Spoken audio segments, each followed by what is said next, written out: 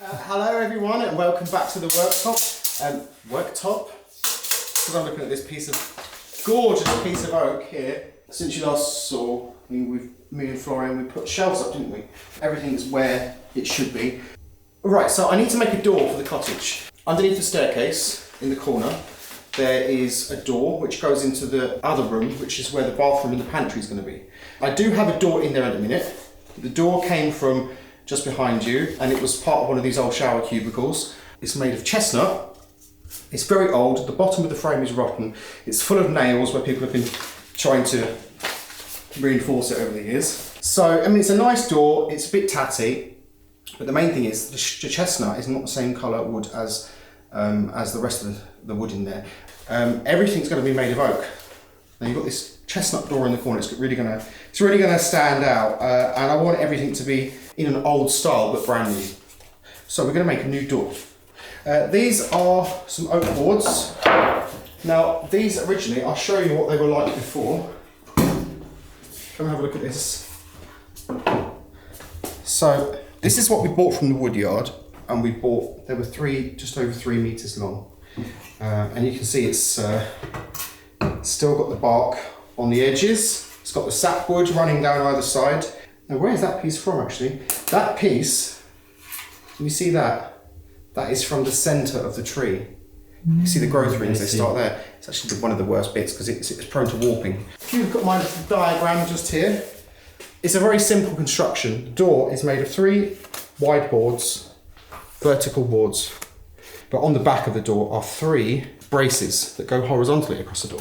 So we need to make those. Now I bought this, it was cheap, it's grade A, but it's got a big split down the middle, but I don't need a whole piece, and I'll just cut out here and there the bits that I need for various things. 60 from there to there, it comes in here, which misses the end of that split, which is great.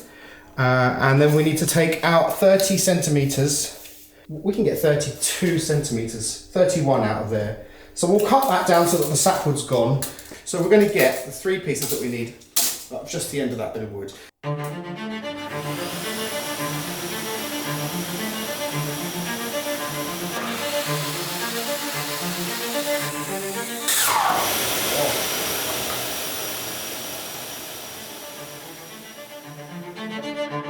What's happened is the weight is ported on the trestles.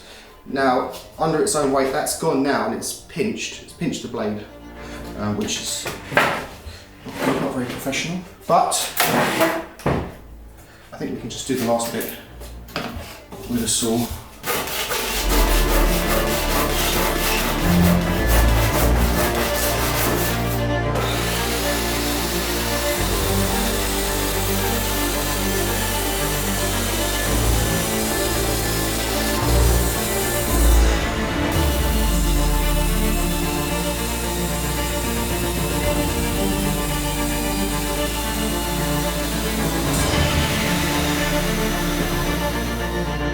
Now it's time to plane these up.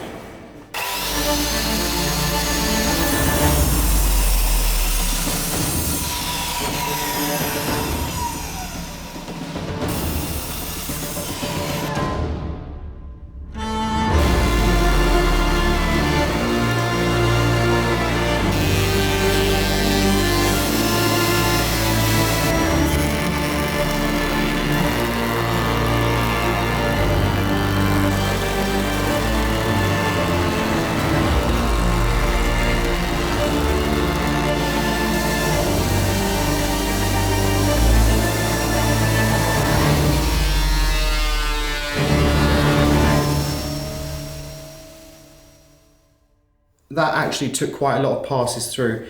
Now the thicknesser really just takes off like fractions of a millimetre. And I left quite a bit on there, probably more than I needed to. So what I'll do with the next ones is I'll take them down until they're literally a few millimetres thicker than they need to be, and then put them through the thicknesser. For all of that effort, it is perfectly square on all sides, and it is perfectly flat. This end is a bit more bowed, but it doesn't really matter, because as long as there's one flat side, it's going on the door as a brace. So as long as one side is perfectly flat, and that is, doesn't matter. That's perfect. So that's done. Instead of showing you all three, I'm going to just show you now how we're going to router the chamfers on.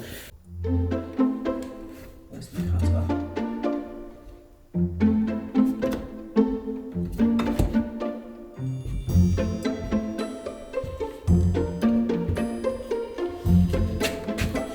Okay. Right, we're going to clamp it to the worktop.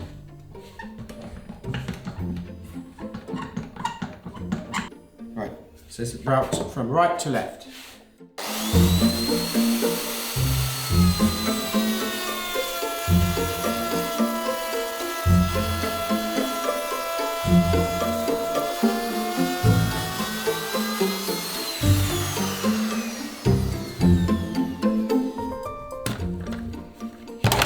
Look at that.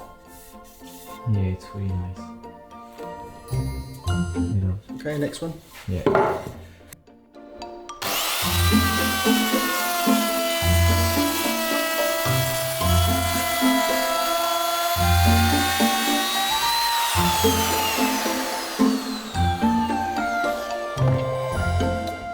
That's basically exactly what's in the cottage at the minute. Actually, the one in the cottage, the chamfer, is at a much steeper angle. No, not this, it's still a 45-degree angle, but it cuts in much further. But I don't have a bit that's big enough to do that. Or do I? I have this one, which I believe is exactly the same. It's exactly the same. In fact, this one doesn't cut as deep. Yeah, so that one is the best one. So that's good. Just run a bit of sandpaper down it. Sharp corners off.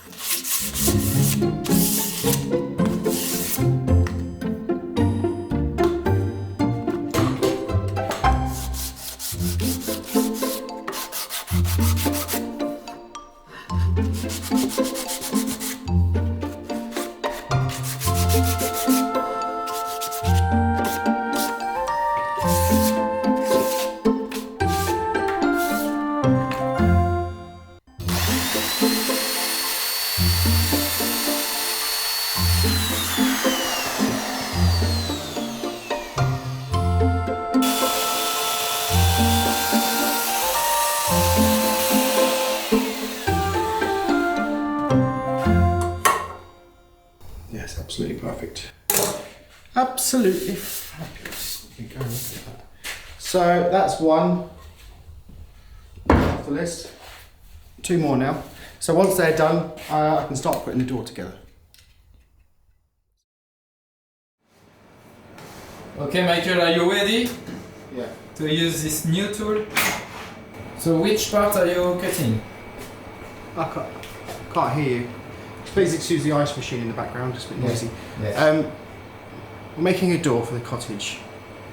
Now, I haven't been able to finish the panelling or any of the architraves and stuff like that because they all run into the corner of the room and there's a door in the corner of the room. And the door that's there is just a temporary door. It's a door, it's actually from the corner here. So this was my birthday present. Everyone put together and bought me a table router, which is amazing. So I'm currently using some special cutters that I bought. These are made in Italy, and these are for cutting the tongue and the groove.